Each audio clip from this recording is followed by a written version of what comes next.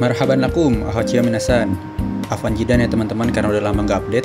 Emang padat banget kemarinan tuh. Ya ada buat paper, publish project, ada magang juga. Jadi nggak ada waktu buat YouTube. Ya alasan aja sih itu mah. Sekarang kita pemanasan dulu jadi nggak terlalu panjang bahasannya. Langsung aja kita mulai.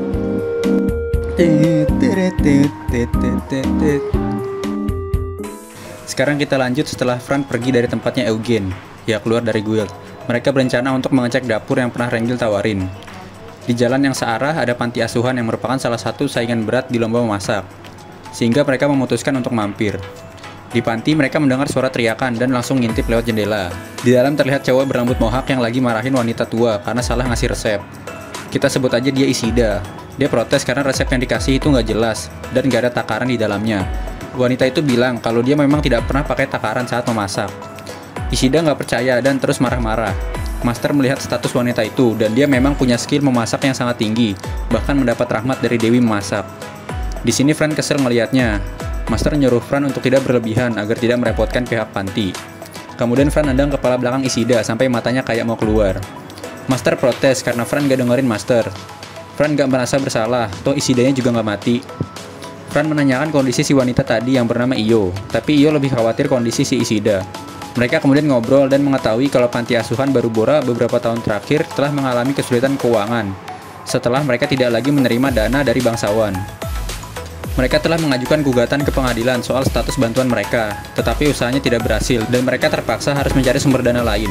Pada saat itu, seorang pedagang datang ke panti asuhan untuk menawarkan bantuan dengan memberikan pinjaman sebesar 300.000 G dengan bunga yang sangat rendah, tetapi dengan waktu pengembalian yang sangat singkat, sehingga pihak panti tidak dapat membayarnya. Perjanjian itu sudah terlanjur dibuat, pedagang tersebut kemudian menghilang dan tidak diketahui di mana dia berada atau terdaftar di asosiasi perdagangan mana. Ketika tidak dapat membayar, rentenir si pedagang yaitu Ishida menuntut resep sup sebagai ganti uang ke panti. Master merasa bahwa pinjaman itu seperti penipuan dan pedagang tersebut sepertinya mencoba curang dengan mengorbankan 300 G miliknya untuk penipuan tersebut. Kemungkinan pedagang tersebut akan mendapat keuntungan yang lebih tinggi jika berhasil. Walaupun begitu, pedagang itu hanya menginginkan resep tersebut karena dia tidak mengancam atau menuntut agar Iyo mengundurkan diri dari kontes memasak. Ishida kemudian tersadar setelah disembuhkan oleh Fran. Di sini Fran sandiwara seakan baru datang dan nyembuhin Ishida. Ishida ngerasa kalau ada yang memukul kepala belakangnya. Fran bilang mungkin kepalanya terbentur lantai saat pingsan ketika mengobrol. Fran jelasin kalau Ishida kemungkinan punya penyakit parah karena sampai pingsan pas ngobrol. Ishida percaya dengan perkataan Fran, karena Fran punya sihir penyembuh. Fran nyaranin Ishida untuk pulang dan beristirahat. Ishida pulang dan akan kembali ke panti asuhan nanti, kemudian Jet mengikutinya diam-diam. Iyo berterima kasih pada Fran dan memberinya sup sebagai imbalan. Rasa sup itu sangat enak dan biasanya Iyo menjual sup itu ke orang-orang dengan harga 10 G. Iyo berpikir orang-orang membeli supnya karena kasihan dengan kondisi panti.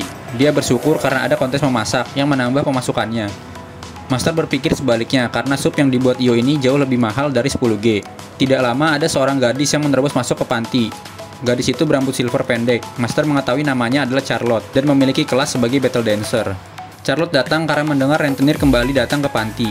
Iyo memperkenalkan Fran pada Charlotte dan menjelaskan situasi yang terjadi.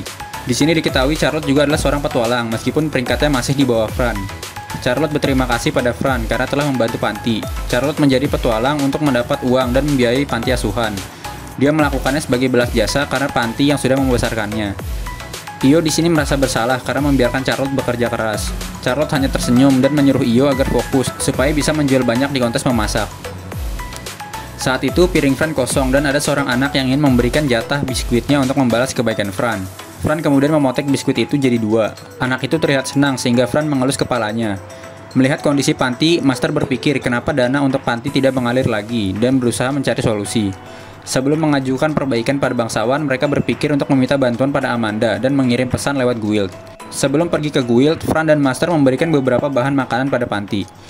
Di guild, mereka meminta resepsionis untuk mengirim pesan. Awalnya Master kira guild punya alat khusus untuk mengirim pesan, tapi ternyata masih menggunakan burung. Burung yang digunakan itu adalah monster yang disebut Wine Eagle. Biaya jasanya sekitar 10.000 G. Master merasa itu cukup mahal dan uangnya lebih baik disumbangkan ke panti. Tapi karena memikirkan solusi jangka panjang dan permanen, Master memilih mengirim pesan pada Amanda yang harusnya punya cara atau koneksi untuk menyelesaikan masalah ini. Setelah pergi dari guild, Jet kembali dan menuntun mereka ke arah yang berlawanan dari guild pedagang Lucille. Mereka sampai di sebuah komplek yang ada mansion yang cukup besar. Fran menggunakan kelucuannya untuk bertanya ke orang-orang tanpa dicurigai. Hasilnya banyak orang bilang kalau mansion itu sering didatangi pada malam hari dan mungkin banyak orang jahat di dalamnya. Fran disarankan agar tidak mendekat ke mansion itu.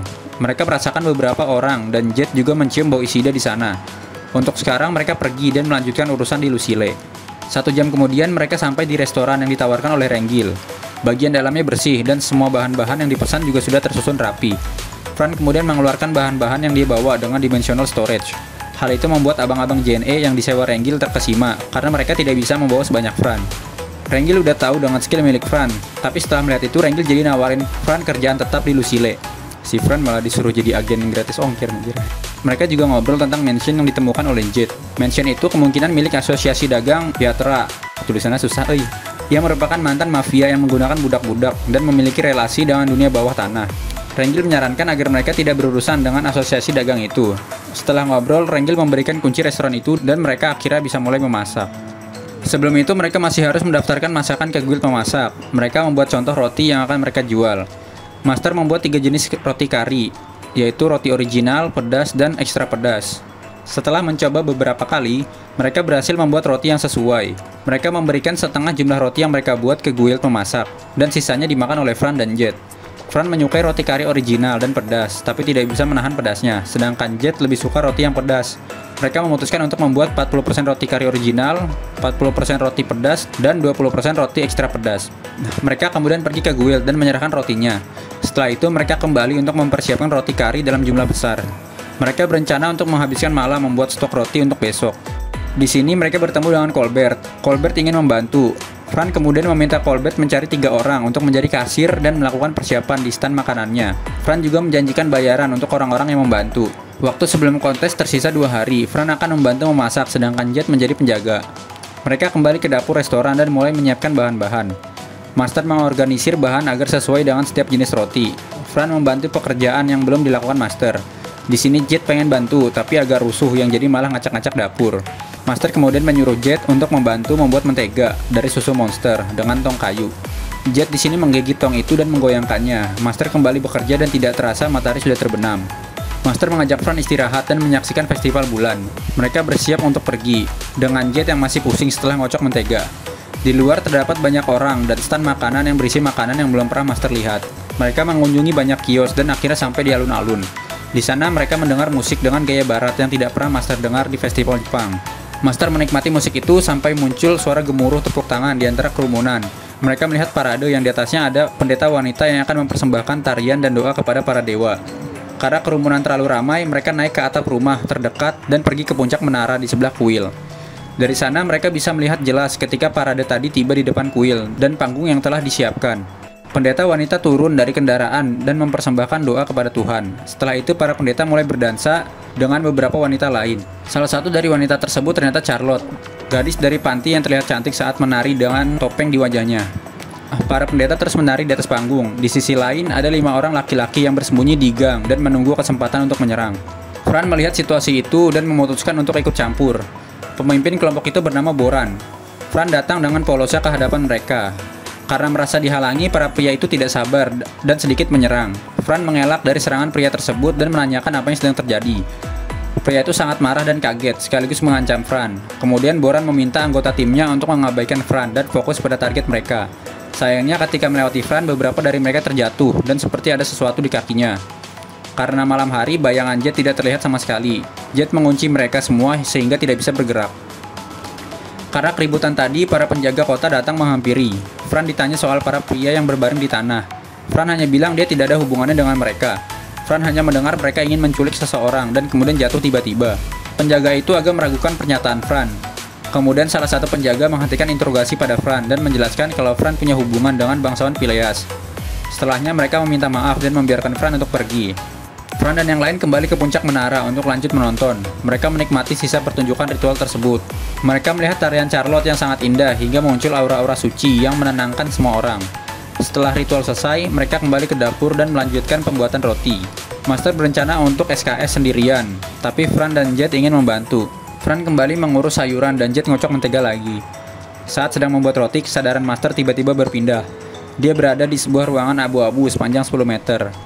Di sana, Master melihat seorang pria parubaya yang memiliki taring. Sepertinya dia seorang beastman. Saat Master mencoba mendekat, tubuhnya terlalu kaku. Master mencoba memanggilnya, tapi pria itu tidak menjawab Master. Pria itu hanya membuka dan menutup mulutnya dengan tangannya. Master bertanya-tanya kenapa pria itu hanya memberikan isyarat. Master berpikir memang dia tidak bisa bicara. Pria itu tampak membenarkan pernyataan Master. Pria itu membentuk segitiga terbalik dengan tangannya. Master masih bingung. Pria itu kemudian bertingkah seperti zombie dan berjalan sedikit ke arah Master. Hal itu membuat Master teringat zombie yang ada di Pulau Mengambang, yang berarti segitiga tadi adalah Pulau Mengambang. Pria itu memberikan jempol pada Master. Singkat cerita, setelah ngobrol dengan bahasa isyarat, pria itu adalah sosok dari suara hitam yang ada di dalam diri Master. Mereka sempat berbicara ketika jatuh dari Pulau Mengambang, tentang pelepasan potensi dan perginya Raphael. Pria itu meminta maaf, kemungkinan karena obrolannya sering terputus. Ketika dia ingin memperkenalkan diri, tapi sulit karena tidak bisa bicara. Master bingung karena sebelumnya dia bisa bersuara, tapi sekarang tidak. Pria itu menjelaskan dengan berpose seperti pedang. Master ngelihatnya kayak ular mangap-mangap. Pedang itu seperti mengeluarkan sesuatu. Master teringat dengan ledakan energi saat melawan Fallujah, dan pria itu mengangguk. Setelah ledakan itu, kemampuan berbicara pria itu sepenuhnya menghilang. Master bertanya hal lain, seperti suara saat pertama dia datang ke Isekai dan kapan mereka akan bertemu lagi. Pria itu menunjuk ke atas langit. Master sadar saat mereka pertama bertemu ketika festival bulan terjadi. Berarti mereka akan bertemu lagi saat festival bulan selanjutnya. Pria itu mengangguk senang. Sosoknya mulai memudar. Master masih punya pertanyaan, tapi pria itu sudah menghilang. Master kemudian tersadar dan melihat sekelilingnya masih banyak adonan roti yang belum dia buat. Master merasa aneh, itu seperti mimpi, tapi dia tidak tidur atau kehilangan 1 menit pun dari waktu terakhir. Master hanya menantikan pertemuan mereka berikutnya. Di tempat lain ada 2 orang yang sedang membicarakan rencana yang tidak berjalan lancar. Salah satunya mengirim seorang preman ke panti asuhan, tapi dia kembali dengan omongan tentang penyakit yang mematikan. Setelah itu, sesuatu terjadi saat ritual festival bulan, dan para tentara bayaran yang mereka sewa tidak kembali. Mereka curiga ada orang lain yang terlibat, sehingga mereka gagal menculik Charlotte atau menghentikan ritual pengusir iblis itu. Para warga daerah kumuh yang mengkonsumsi cairan iblis, sebagian besarnya juga sudah terbebas dari efeknya. Mereka juga menyadari bahwa kunyit penyembuh dan chimerazole telah dicuri. Kemungkinan chimerazole yang dimaksud adalah cairan yang dipegang oleh Eugene. Mereka curiga bahwa seseorang tahu rencana mereka, dan mereka berencana membuat rencana baru.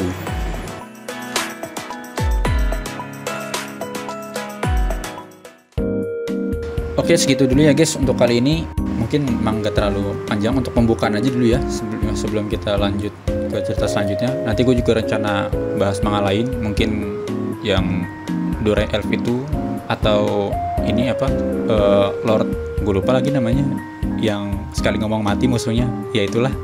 Oke lah, segitu dulu video kali ini. Syukran arakum martan ukhra fi video asali. Makasih udah nonton dan sampai jumpa di video selanjutnya.